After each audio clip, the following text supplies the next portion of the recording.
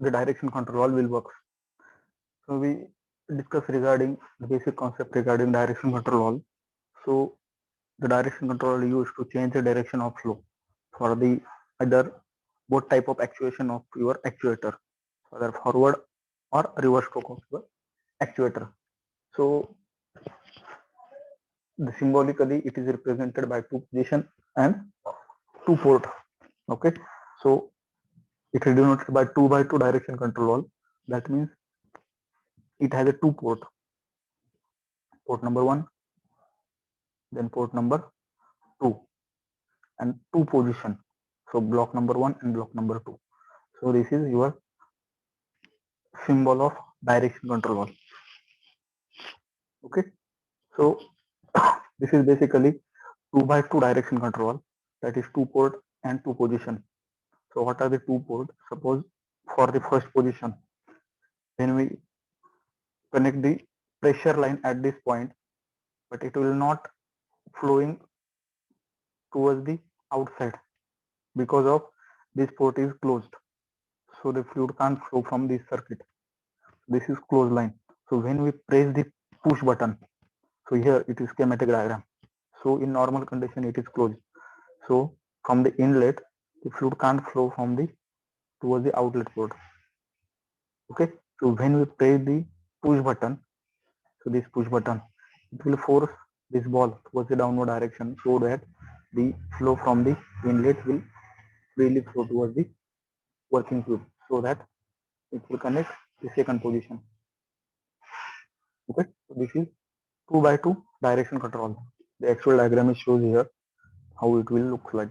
Okay, this is DCV or direction control valve. So again, we discuss about what are the classification of your DCV. So this is first one your 2 by 2 DCV, then symbol of 3 by 2 DCV. Here 3 by 2 DCV, 3 port 1, 2, and here 3 port. Okay, and 2 position. प्रत्येक position मध्ये 3च port असतील. इथे एक, इथे second आणि ही third. तीनच port आणि 2 position. Again 4 by 2 direction control, 4 port 1, 2, 3, 4 आणि 2 position. First for the forward stroke for the your actuator and second one for the retraction one. Okay, then 4 by 3 DCV application पण तुम्हाला सांगितलं होतं. When we have to lift the load or hold the load at particular position, we are going to use 4 by 3 direction control. Okay, म्हणजे त्या केसमध्ये काय होईल, first केसमध्ये तुमचं जे काही ऍक्च्युएटर असेल ते फॉरवर्ड डायरेक्शनला मूव्ह होईल. ओके, सेकंड केसमध्ये तो रिव्हर्स येईल, फ्लो जो असेल तो क्रॉस होईल, तो रिव्हर्स येईल. आणि इन बिटवीन देम सेकंड म्हणजे मिडलची पोझिशन जी असेल त्या केसमध्ये काय होणार, तुमचा कुठलाच फ्लो कुठे फ्लो होणार नाही. त्यामुळे काय होणार आहे, ऍक्च्युएटर ज्या पोझिशनला असेल त्या पोझिशनला होल्ड राहील आणि पंप कडून येणारा सप्लाय पण तुमचा डीसीव्ही थ्रू पुढे पास होणार नाही. ओके, म्हणजे वर्क होल्डिंग साठी तुमचं या केसमध्ये डायरेक्शन कंट्रोल हा यूज होईल. ओके, अगेन डायरेक्शन कंट्रोल काही केसमध्ये तुमचे लिनियर ऍक्च्युएटर असतात. ओके, म्हणजे त्याला म्हणतो आपण सीट टाईप किंवा पोपेट टाईप किंवा स्पूल टाईप मध्ये असतात, जे स्लाइड होता. काही केसमध्ये रोटरी ऍक्च्युएटर असतात. ओके, रोटरी टाईप म्हणजे एक्झाम्पल पर द्यायचं झालं तर तुमच्या व्हिडिओ गेम मध्ये जी जॉयस्टिक असते ती जॉयस्टिक ही रोटरी डीसीव्हीचा टाईप आहे. ओके, रोटरी डायरेक्शन कंट्रोल वाल. आणि स्पूल टाईप म्हणजे रेग्युलर पिस्टन सिलेंडर सारखी एक असेंब्ली असेल, जसे आपण लास्ट केस मध्ये बघितले इथे, की ती स्लाइड होईल. त्यानुसार तुमचा फ्लो हा अलाउ होईल, पुढे समजेल. तर ह्या काही ऍक्च्युएशनच्या मेथड आहे. डायरेक्शन कंट्रोल हा ऍक्च्युएट कसा करणार, तो first one your push button operated. एक पुश बटन असेल, तो प्रेस केल्यानंतर तुमचे हा जो काही ब्लॉक असेल हा ब्लॉक रिप्लेस होईल ह्या ब्लॉकने, म्हणजे तुमचा सप्लाय लाईन ची डायरेक्शन चेंज होईल. ओके, देन लिव्हर ऑपरेटेड असेल, पेडल ऑपरेटेड असेल, फूट पेडल ऑपरेटेड. प्लंजर ऑपरेटेड असेल किंवा स्प्रिंग रिटर्न असतील काही, एअर ऑपरेटेड असेल, open symbol is for air, ते जर पूर्ण फिल केलेलं असेल तर ते ऑइल ऑपरेटेड होईल. Second one is the solenoid, electronic signal देऊन मी काही डीसीबी वर्क करतो. So this is operated by electronic signal, solenoid operated. Next one is combination of both, other तुमचा इलेक्ट्रिकल म्हणजे सोलेनाइड ऑपरेटेड असेल किंवा ear operated. Okay, so this is again 2x2 direction control. आधीच्या केसमध्ये जर बघितला similar to this one 2x2 direction control. तिथे जर कन्स्ट्रक्शन मध्ये जर बघितलं असेल तर 2x2 डायरेक्शन कंट्रोलचा सिम्बॉल काय होता, फर्स्ट वन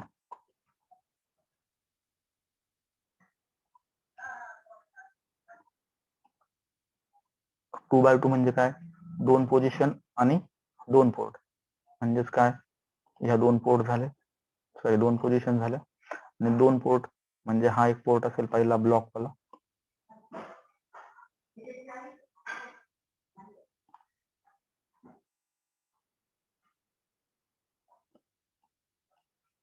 हा ब्लॉक जिथून सप्लाय होणार नाही, आणि दुसरा सप्लायचा.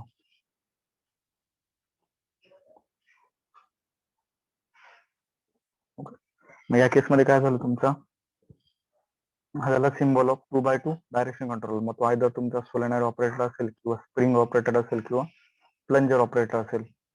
Okay, so let's see, this is spring operated, हा स्प्रिंग ऑपरेटेडचा सिम्बॉल. ओके, स्प्रिंग रिटर्न आणि पुश बटन ऑपरेटेड करू.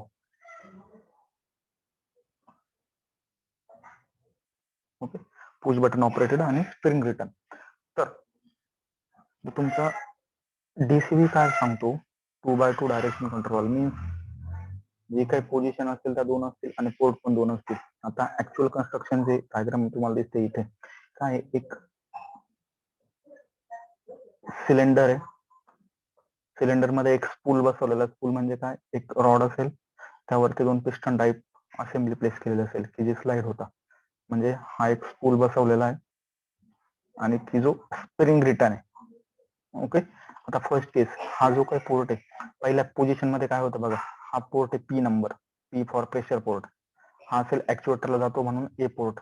ओके, तर हा झाला तुमचा पी पोर्ट आणि हा actuator port A.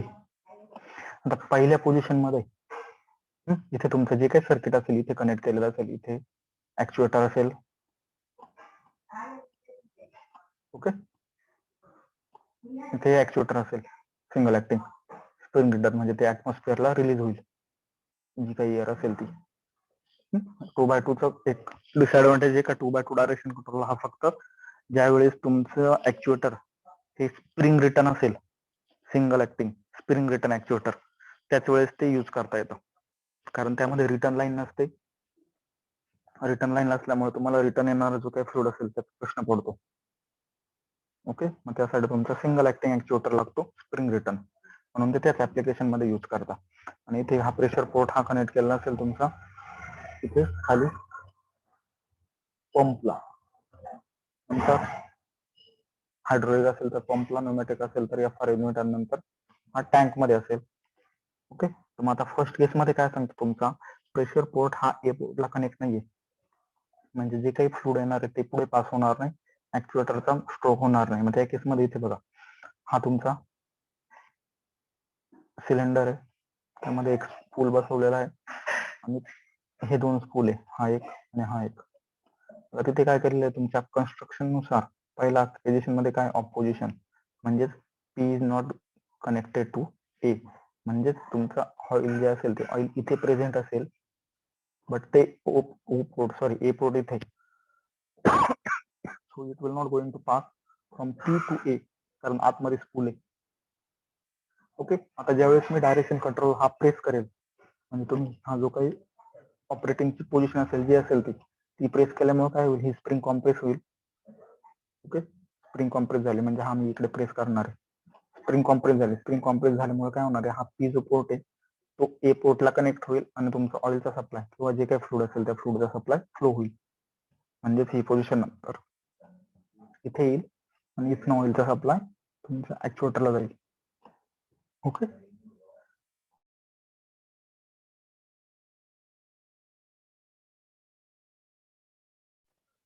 Okay, so this is 2x2 direction control valve आणि it is normally close position मध्ये. नॉर्मली क्लोज असणार आहे. बटन प्रेस केल्यानंतर तो ओपन होईल म्हणजे सप्लाय पूर्ण होईल. Okay.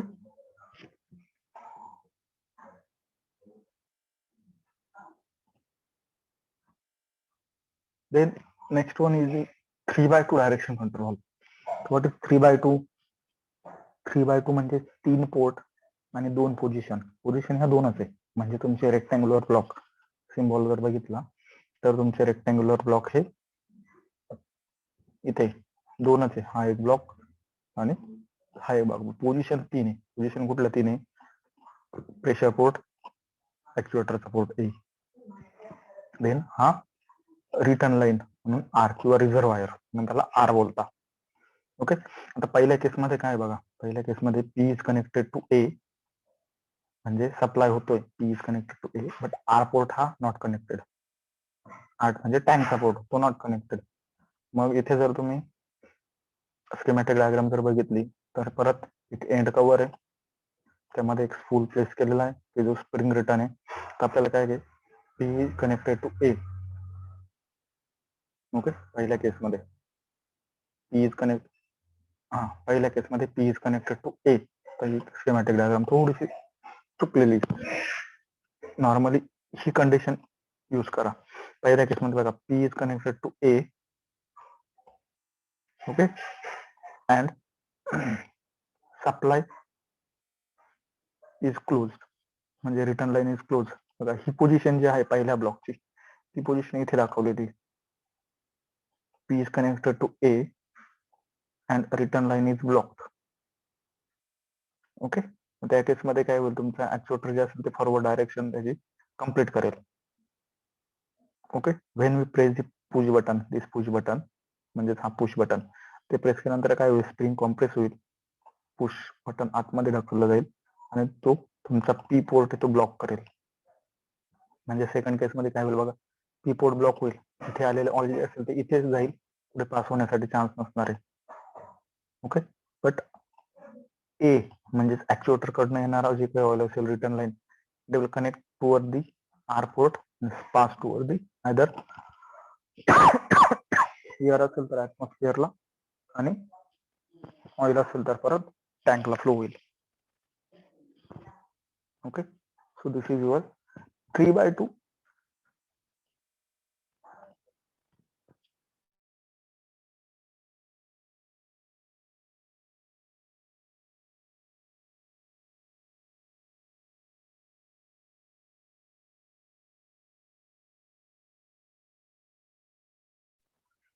Okay, so this is your 3x2 direction control valve.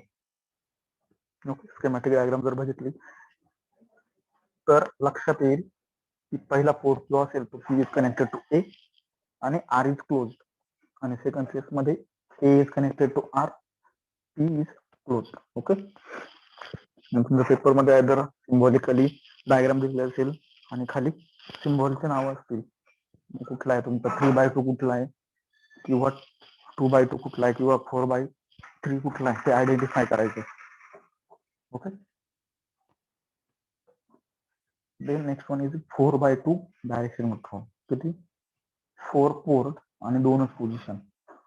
Symbolically दिलेलं बघा, 4 पोर्ट पी ए नंतर बी आणि आर हे झाले 4 पोर्ट एका पोझिशन मध्ये 4 पोर्ट. म्हणजे पोझिशन नंबर 1, पोझिशन नंबर 2.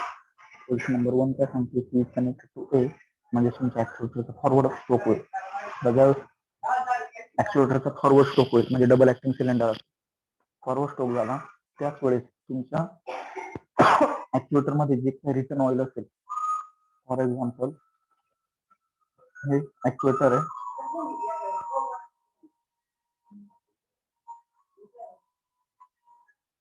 हा सिलेंडर आहे, हा रॉड आहे, हा तुमचा इनलेट आहे, हा एक आउटपुट आहे असं कन्सिडर करा.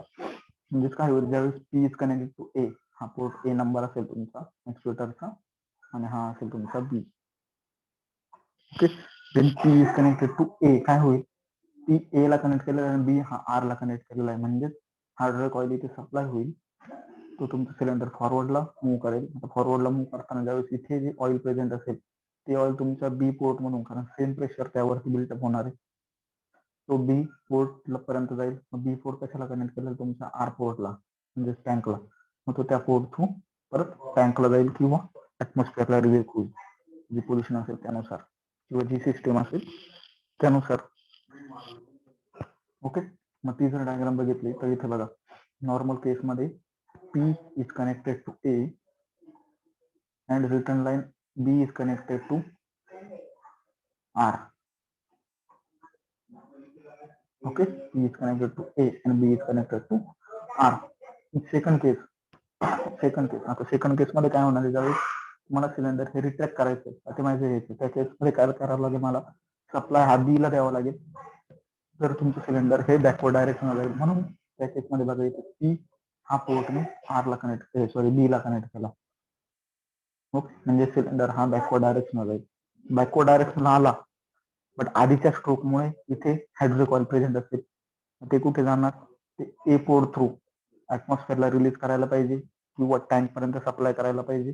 मग तो ए पोर्टने आर ला कनेक्ट केला. ओके, म्हणजे हे झालं तुमचं डबल ऍक्टिंग सिलेंडर आणि actuated by 4x2 direction control. मग ते बघा इथे पहिल्या केसमध्ये काय होतं, P is connected to A, B is connected to R.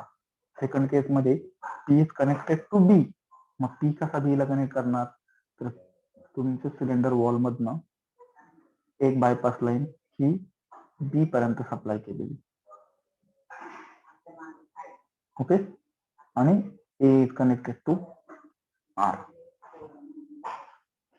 लक्ष, डायग्राम नुसार आपण ऍक्च्युएशन पोझिशन जे असेल ते डिसाइड केली. Okay, so this is spool type 4x2 direction control. आता सेम 4x2 झाला, सेकंड आहे 4x3. 3 for 3 position. 4 काय कॉन्स्टंट आहे, 4च पोर्ट असणार, पोर्ट 4, पोझिशन किती 3. मग तिसरी पोझिशन जी असेल ती काय इंट्रोड्यूस केली मी, इंटरमिडिएटची बघा, सर्व ब्लॉक. सर्व ब्लॉक पोझिशन म्हणजे काय, पहिल्या केसमध्ये फॉरवर्ड पुश बटन प्रेस केलं की रिव्हर्स होईल, परत एकदा पुश बटन प्रेस केलं की सर्व पोझिशन ही ब्लॉक होतील. आता याच्यानुसार परत त्याचे 3 टाईप आहे, close centre position, open centre position आणि tandem centre position. Okay, so what is close centre position. Close centre म्हणजे काय, सेंटर जे असेल ते सगळे क्लोज असते.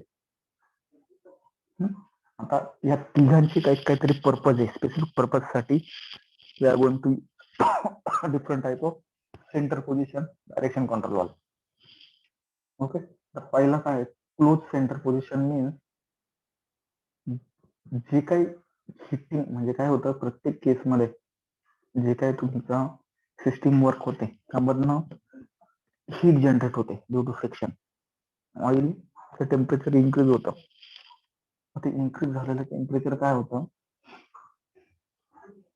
ह्या केसमध्ये आधीच्या केसमध्ये हे कंटिन्यू सिस्टीम मध्ये फ्लो होत असं, फॉरवर्ड गेला तर फॉरवर्ड, रिव्हर्स केला तर रिव्हर्स, सिस्टीम मध्ये रिव्हर्स होतं.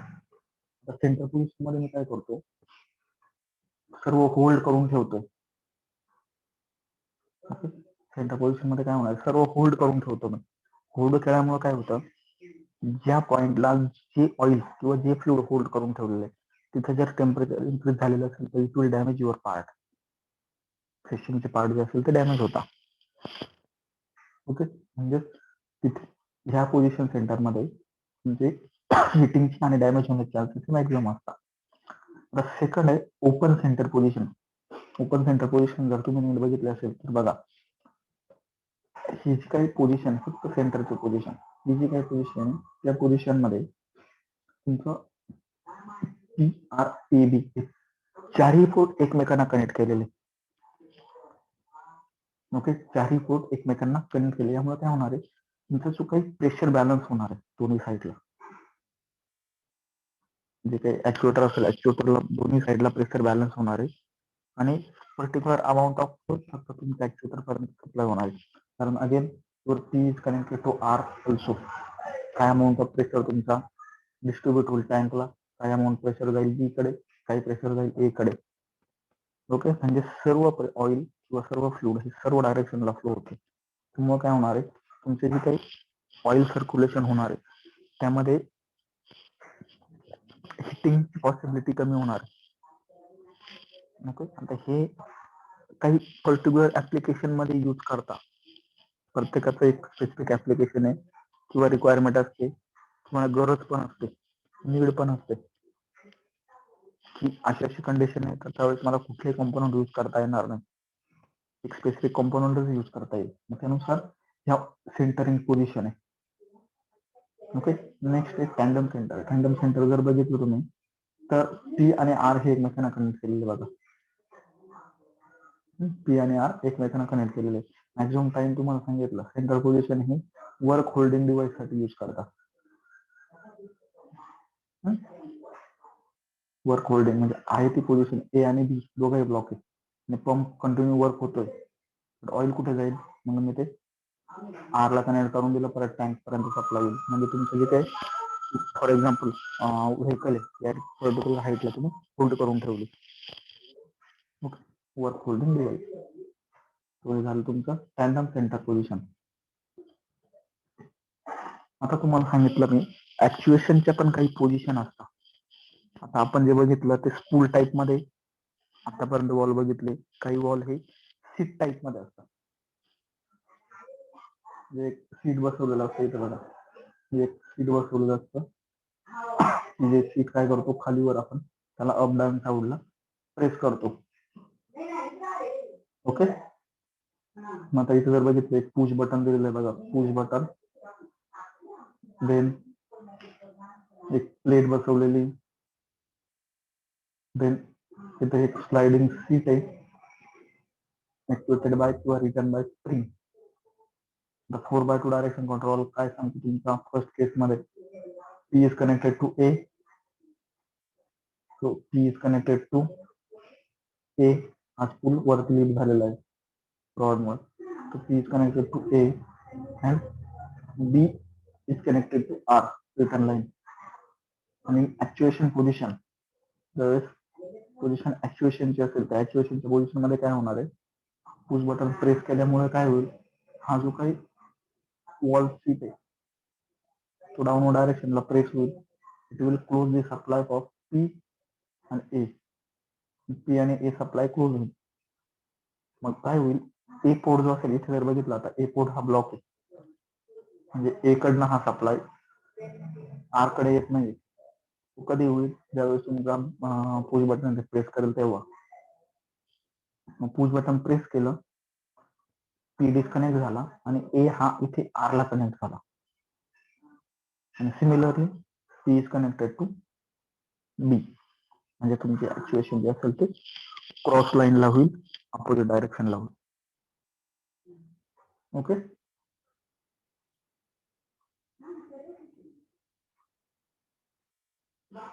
आता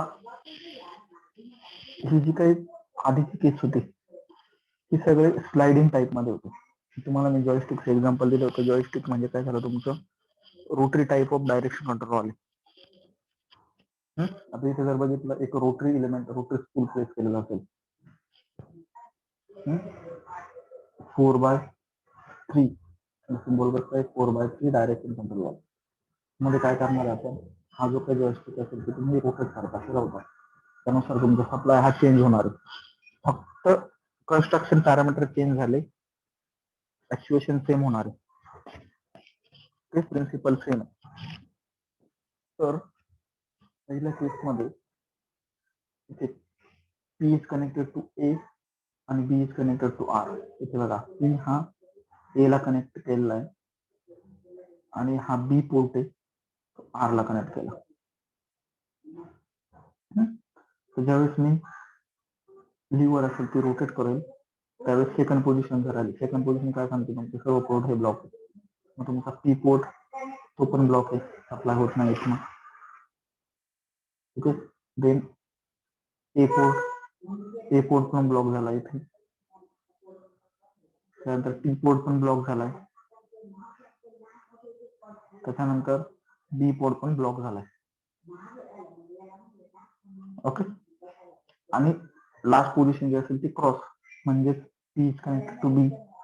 बघा, स्पूल रोटेट केला किंवा रोटरी ऍक्च्युएटरचा असेल तो स्पूल, तो जर मी रोटेट केला तर काय होणार, एका केसला टी पोर्ट हा बी ला कनेक्ट होईल इथे. ए पोर्ट जर असेल तो आर ला किंवा टी ला कनेक्ट होईल, टँक पोर्ट किंवा रिझर्वायर पोर्ट आर. क्लिअर? हे झाले तुमचे direction control valve.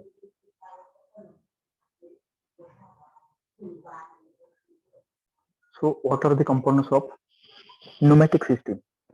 So pneumatic system basically consists of this type of component. This is the block diagram of pneumatic system. First one, atmospheric gear असेल. Atmospheric gear मी compressor तो, this is symbol of compressor. Net लक्ष द्या, तुम्हाला maximum time paper मध्ये हे symbolically विचारणार. Symbol triangle आणि तो एम्प्टी ट्रायंगल म्हणजे इयर, त्यामध्ये पण पंप आणि मोटर हे दोन वेगवेगळे सिम्बॉल आहे. ट्रायंगल कसा आहे त्यानुसार. So here is compressor run by motor. त्यामध्ये नंतर मी कॉम्प्रेसर केलेली इयर जी असेल ती मी इयर ड्राय करतो. ड्राय केलेली इयर मी टँक मध्ये स्टोअर करतो. आता काही केसमध्ये इनबिल्ट कॉम्प्रेसर आणि त्यामध्ये स्टोरेज टँक असते. सिस्टम नुसार काही केसमध्ये तुमचं कॉम्प्रेसर वेगळीकडे असतं आणि स्टोरेज टँक ही दुसरीकडे प्लेस केलेले असते. ओके.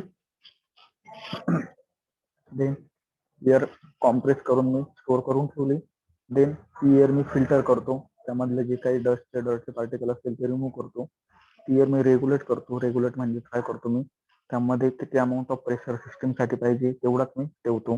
10 बार मॅक्झिमम कॅपॅसिटी मी तो 5 करेल, 6 करेल, जेवढी ऍक्च्युएटरची रिक्वायरमेंट तेवढी. देन त्यामध्ये मी लुब्रिकेटर ऍड करेल. लुब्रिकेटर म्हणजे सिस्टम साठी जे काही तुम्हाला मी आता सांगितलं, जे लुब्रिकेशनची गरज पडणार आहे, ऑइलची सप्लायची गरज पडणार आहे, ते लुब्रिकेशनचे पार्टिकल, ऑइलचे पार्टिकल मी त्यामध्ये स्प्रिंकल करेल. Then direction control. आता इथे एक्झाम्पल साठी 4x2 डायरेक्शन कंट्रोल घेतला. Where P is connected to A. A ला कनेक्ट केलेला असेल तर इथे फ्लो कंट्रोल असेल. फ्लो कंट्रोल काय करतो, तुमचा फ्लो जो असेल तो मेंटेन करतो. म्हणजे स्पीड जो असेल ऍक्च्युएटरचा तो आपण फ्लो कंट्रोल थ्रू व्हॅरी करतो. इथे ऍक्च्युएटर असेल, ऍक्च्युएटरचा आउटलेट हा परत डायरेक्शन कंट्रोल थ्रू इथे टी पोर्टला कनेक्ट केला असेल. आता दोघांमध्ये मेजर डिफरन्स, तुमच्या हायड्रोलिक सिस्टीम मध्ये हा जो काही रिटर्न लाईन आहे, ही रिटर्न लाईन ही टँकला कनेक्ट केलेली असते. म्हणजे ते ऑइल जे आलेलं असेल ते ऑइल परत त्याच टँक मध्ये जातं. तिथंच मी परत ऑइल पंप थ्रू कॉम्प्रेस करतो, सॉरी प्रेशराइज करतो. बट न्यूमॅटिक सिस्टीम मध्ये एअर जी असेल ही फ्रीली अवेलेबल आहे. Air is freely available. So that's why after actuation of actuator the air is freely release to the atmosphere. आता atmosphere मध्ये पण रिलीज करताना ही जी काही एअर आहे, ही एअर मी डायरेक्शन कंट्रोल थ्रू पास करतो किंवा ऍक्च्युएटर थ्रू पास करतो. त्याचे जर ओपनिंग किंवा क्लोजिंग जर बघितलं तर ते त्याचा एरिया खूप स्मॉल असतो. म्हणजे फॉर एक्झाम्पल तुमच्या ओरिफिस सारखा. ओरिफिस मध्ये काय होतं, ज्यावेळेस तुमची एअर ही बाहेर पडते त्यावेळेस तिचा साऊंड इन्क्रीज होतो आणि व्हेलॉसिटी पण इन्क्रीज झालेली असते. मग तो कंट्रोल करण्यासाठी मी एक इलिमेंट कॉल्ड ॲज मफलर किंवा सायलेन्सर हे प्लेस केलं असतं. आता यूज ऑफ मफलर किंवा silencer is only to reduce the pressure and sound of out going air. Okay. फक्त तो नॉइज रिडक्शनचं काम करतो. एक पोरस मटेरियल असतं, त्यामधनं मी एअर पास करतो की जेणेकरून, फॉर एक्झाम्पल एक तुम्हाला स्पंज माहिती, स्पंज काय करतो, तुम्ही जर स्पंज वरती टॅप वॉटरने एक नळीने जर पाणी टाकलं तर नळी म्हणजे एक लाईन मधला स्ट्रोक झाला, ते पाणी स्पंज वरती पडतं. स्पंज पूर्ण भरल्यानंतर ते पाणी पोरस मटेरियल मधनं भरपूर आउटलेट थ्रू बाहेर टाकतो, म्हणजे त्याचा प्रेशर कमी होऊन जातो. सिमिलर वे तुमचं मफलर वर्क करतं. इनलेट एक येतो, इथं इनलेट एक आला तर आउटलेट नंबर ऑफ असतात, पोरस मटेरियल असतं. म्हणजे तुमचा साऊंड पण कमी होतो आणि प्रेशर पण कमी होतो. So this is your schematic diagram of your layout of pneumatic system. Okay, आता एवढ्या पार्टचं फंक्शन काय काय असेल ते आपण परत बघणार आहे. एंड झाल्यानंतर परत रिव्हिजन करा.